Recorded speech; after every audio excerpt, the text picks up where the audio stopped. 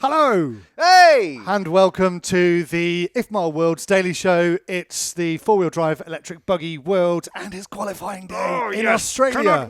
Cannot wait. Let's see some action. Thank you to our title sponsor, Hobbywing Technology. Yeah, and thanks to all of our other awesome partners.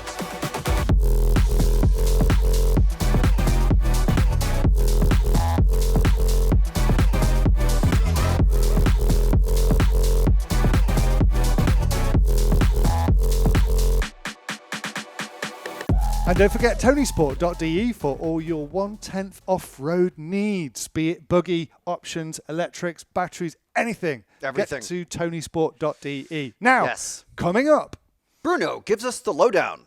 Tom breaks down qualifying. Lee talks about Schumacher versus X-Ray. Loads more info from Red RC's O'Sheen. And a quick word from Scotty Ernst. Yes, and today is all about qualifying after the final round of controlled practice that set the start order for each group. Let's take a look.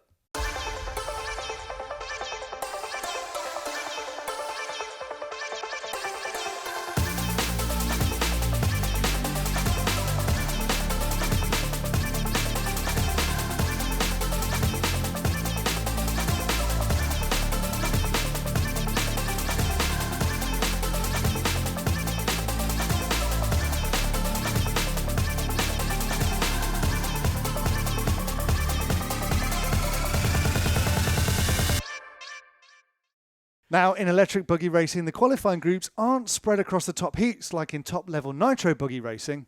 That's right. The top group, or A sort, is the top 10 fastest drivers from the first 2 rounds of controlled practice. So you might see some big names missing from that list, but a lot of fresh names that might be new to you at home, like Smith and Schimmel. But there's plenty of familiar names now in that group too, like Fend, Ongaro, and Ronnefolk. Yeah, there are a lot of big names missing from the A-sort group, like world champion Brock Champlin, and here's his reaction to that. Good day. I don't know whether to be positive or not, but I seated in the same spot as two-wheel drive. There we go. That was successful. Yeah, but... yeah. Brock's been a Debbie Downer at the moment. So, I mean, is that a good thing or a bad thing for him? We'll see. Yeah.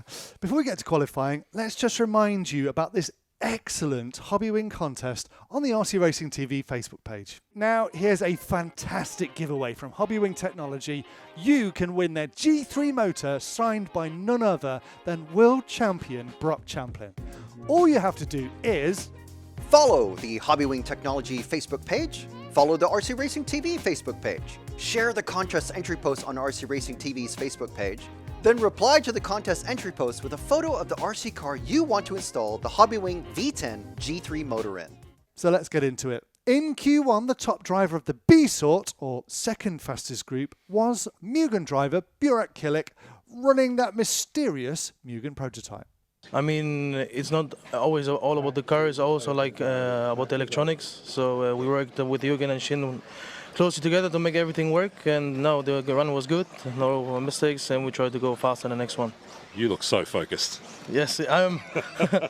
Burak there thanking the Mugen designer Shin Adachi and his electronics guru Jürgen Lautenbach. But would his run be enough to keep him in the top 10 after the A-sort drivers finished? Well, the top group of qualifying had no fewer than 5 world champions on track. But that didn't mean they ran perfect laps. Just check out this big mistake here from Dakota Fend. And this one from defending four-wheel drive champion Davide Ongaro. What a lovely day. Unfortunately for Bartek Zalewski, the young Polish racer was disqualified for using a battery that hadn't gone through tech inspection. Oh man, what a nightmare.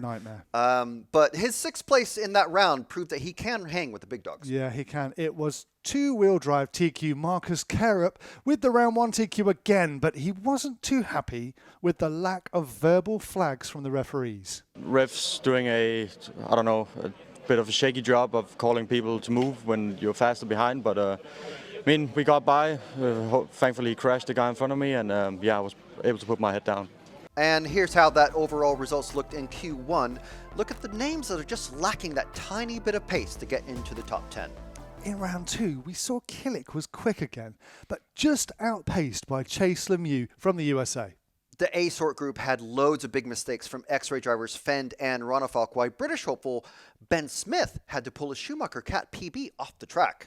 At the end of the round, it was Ongaro taking the TQ with less than a tenth of a second ahead of Kaerup. You just got there by a tenth of a second at the line. Were you conscious of what Marcus was doing out in front of you?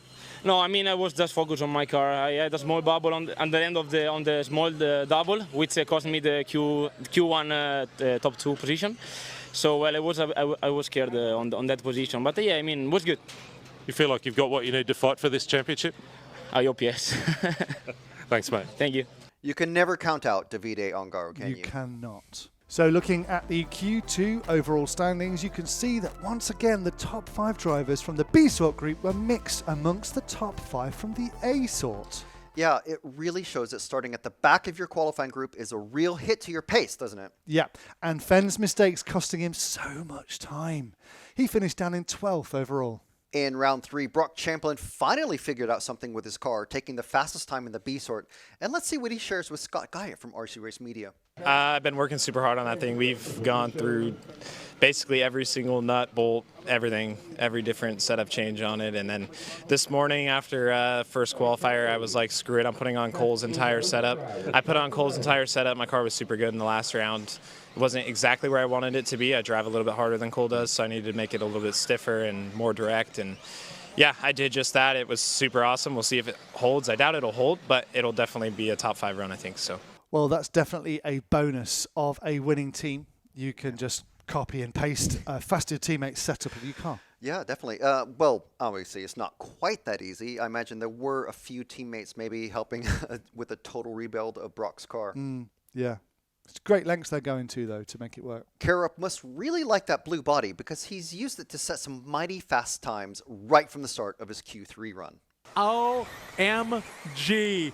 Coming out of the gate, lap number 1, a 24.880. How you doing? Keep it moving. Marcus Kaerup on a 13-lap run. It was so close with the top 3 drivers. The pace between Kaerup, Ongaro and Fend was absolutely blistering. But with about a minute to go, Dakota made another mistake. How much would that hurt him? But it's not all misery on track. Look at this amazing triple clearance by Ongaro. Yes, now that's what we want to see. Here's the round 3 results. We've got 3 associated cars in the top 10 still, and one of the X-Ray cars has been replaced by a Schumacher with Kopovic back into the top 10. Yeah, fantastic result from the Schumacher team there. Okay, so they switched on the speed now for Champlin, Orlovsky and Kopovic, but I still feel like Orlovsky's just a bit out of sorts. Yeah, well, I mean, luckily for us, we've got O'Sheen over in Sydney, and here he is from Red RC. So the second half of the day, we definitely saw an improvement from Schumacher, our two-wheel drive world champion, Brock Champlin, coming into the mix. He had 2 good top 4 runs. And then we also saw Michael Orlowski. To be honest, walking around the pits this morning, Michael looked pretty dejected, but he had a really good finish to the day, finishing with a P3. Although he admits tomorrow he needs to really pull something out of the bag to be in contention for the win here. Talking to Michael about the problems or the issues he's having is basically his driving style. He's not aggressive enough for this track. It needs a really aggressive style. So in round 4, the final round of the day, Champlin set the fastest time again from the B sort, with Killick taking second. And in the A sort, Orlovsky made a big improvement. I wonder what they had to change in his car. Kopovic was running second until he had a mistake that put him down the order. Marcus Kaerup pulled off the track for some reason. We don't exactly know why yet. I know who does know. O'Sheen from Red RC. He had an issue within a minute of the first round. Talking to him after the run, he wasn't sure exactly what had happened, but his car had shut down. But then afterwards, talking to Sultan from Hobbywing, it turns out from the data they have that it appears to have been a radio glitch, so the car lost signal and shut down temporarily. The big story of this run, though, was Dakota Fend setting the fastest time in this run and taking the round TQ for X-Ray. If it wasn't exciting enough, that Q4 run, lighting the fire on this event, Dakota Fend, that was tight. Yeah, it was really close the whole time. I mean, we're separated by tenths out there, sometimes even less than that. But yeah, that's the most comfortable I felt. I finally had a clean run, no mistakes. So yeah, happy with that, and we'll carry the momentum into tomorrow. So here's a quick look at the top races from round 4, with Fend on top, Ronafalk second, and wow, What a change. Yeah, they're the only X-Ray drivers, and first and second, with Kuki Kato, the top associated driver from the C-Sort. Clement Boda from France is in the final spot with the Associated, knocking out Cole Tollard in his Schumacher. All right, so here's a look at the overnight qualifying. Kaerup, of course, on top at the moment, but that TQ is not wrapped up for anyone. Yeah, he does have 2-0 results. Those are his round TQs, but you can see Ongaro and Fend also have one each. So what does that mean for the drivers wanting to break into the top 10? Well, here's Tom Cockerell with a look. So, top 10. I'm going to call it now Marcus is TQ'd. Only Ongaro can beat him, but he's got to go with a quicker 0. So he's got a TQ round tomorrow in a quicker time. And judging on two-wheel drive, I don't think that's going to happen. We're expecting a slow track in the morning. Leads out with heat 15. So Ongaro's going to be out on a wet track, and he's got to beat or Marcus Kaerup's 503 from today. I don't think it's going to happen, so I think we can say Marcus Kaerup TQ. Not confirmed, but pretty certain it will be. Behind him, Ongaro, but it's all open for second. X-Ray arrived in round number 4. So obviously you've got Rodafolk, Fend, and an outside chance of Kilic can all nab second from Ongaro, depending how they're doing round number 5. And that's not time dependent. Maybe for Kilic. Yeah, Kilic is time dependent, so I don't think he'll nab Ongaro. But Rodafolk and Fend certainly have a chance to take that 2 spot from Ongaro. So that'll be interesting in the mains. If it's 2 AEs leading off, I think Marcus is safe. If it's an AE and an X-Ray, all to play for in the finals. I think your top 10 is set. It's going to be super difficult for anyone to break into that. So Cole Tollard sitting on 22 points. Aidan Horn will need a top 4. Bartek will need a top 4. Clement Bode will need a top 3. So yeah, I think your main is set. Your top 10 drivers are set. The grid order, all to play for. Thanks, Tom. Now let's take a look at the teams involved in the A final fight with Lee Martin. AE versus X-Ray versus Schumacher with a little Mugen chucked in the mix. That's what it's going to be for this world title. Marcus and Davide 1-2 looking good, but the 2 guys behind them, Davide and Dakota, looking strong in the last round. So that's going to give them confidence moving into tomorrow. Burek sat there in 5th with his lone Mugen on the event. Fantastic drive, honestly, and we all know what Burek's like in a final. He's a good driver when it comes to finals. I can see him making podium. Then we got the Schumacher gang down the bottom. 4 of the cars in the bottom 5, the Schumacher cars, chucked in with an X-Ray. Daniel being the leading one right now. Brock, then Mihal, and then Cole. I know Mihal is not going to be happy with that, so he's going to have to get a shift on, get up the grid, give himself a shot at the world title. But there we go. Quick rundown. Yeah, I think the win's probably going to come from one of the top 4, but like I said, Burek could surprise everyone, so we'll see. You know, we do have to mention that Burek is running the Mugen there. He is definitely a racer to watch tomorrow during the finals. Everyone's talking about Burek. Let's go back to Oshin, who has some more info on Burek and that Mugen prototype. So one of the most impressive runs of the day actually was Burek Kilic with the new Mugen. Definitely Mr. Consistent, never outside the top 6. And talking to him after his final run, he had some traffic issues. He wasn't too impressed with that because he felt he had a much stronger run in him. He's really, really happy. He's here with a new car. It's in the final. And his plan for tomorrow is to try and bump himself up a few more positions. And as we know, Kilic isn't afraid to race, and I think this track might suit his style. And if you want to see that Mugen prototype, you need to head over to redrc.net and take a look. Make sure and do that. Now here's a guy who knows what it's like to win a couple of off-road world championships, Bruno Coelho. So the 4-wheel drive already started, and we see again everybody so close. The track looks again pretty difficult. The cars are sliding a little bit, but we still see some cars kind of traction rolling and maybe people doing mistakes, like we saw Ongaro, which is not normal to do mistakes.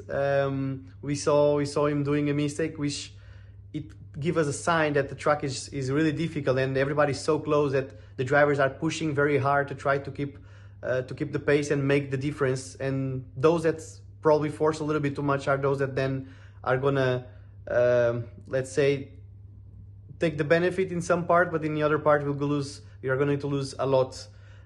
We see Marcus again on the top. which is not a surprise. He's been super fast lately, and he's going to be there, so we hope he can keep like that during all the race. We see also the X-Ray boys with Dakota and David, pretty strong also. Michael also was very strong, very close to Dakota in one of the qualifiers, was only 2/10, which I believe he will be able to be with the top guys at the end of the qualify. So yeah, let's see in the finals. It'll be interesting. So many drivers with a very close pace. So can't wait to watch the finals. See you later. Awesome to hear from Bruno, apparently, before he heads out on the town in Singapore. Well, actually, he's headed to the F1 race. So as we've seen, no one is driving clean laps out there. And Scotty is here to tell us all about that. It has been a fantastic day today, but the story of the day, mistakes. Nobody has been able to go mistake-free on this very technical and challenging racetrack here at Hills Off-Road. It has got everything you want in a racetrack for a world-class, world championship layout, and it is pushing these guys to the absolute limit. So we have one more round in the morning, qualifying round number 5. As I said, it's a damp track, so it's all going to be laid out. A lot of fast guys in the B group right now, maybe 9, 10, 11, 12, 13. They're going to have one more good run tomorrow morning to lock it in to that top 10 championship final. And we're looking forward to one more day, bringing it to you. Who is going to be standing on top of the box? We're going to find out tomorrow and find out who is going to be the four-wheel drive IFMAR World Champion. Guess what, Frank? What's that? It's time to give away a Savox survey. Time for a bit of knifey spoony. To celebrate our daily Worlds coverage, Team Savox wants to send you a brand new Team Savox servo and pit mat. This is a worldwide contest that anyone can enter on Facebook. Just follow the Team Savox page, then comment on the contest post with an RC-related photo. I know we're on to four-wheel drive now, but you still probably want to get your hands on one of these, right? The world champion LD3 car from Schumacher. If you're an RCTV hero, before the four-wheel drive program started, you're already entered. But we're going to have monthly prize draws starting very soon that only heroes can access. Look out for details on that very soon. Tomorrow's schedule starts at 7:30 local time. Here's some of the alternative times based on where you might be around the world. There's one more qualifying round to go, and it will decide the pole position for tomorrow's AAA finals. Yep. The program quickly moves on to the finals after that. So, who's going to be on pole position? Are we going to crown a new world champion for four-wheel drive? Watch it live on RC Race Media, and then catch the World's Daily Show right here tomorrow. Yep, let's do it. See you tomorrow.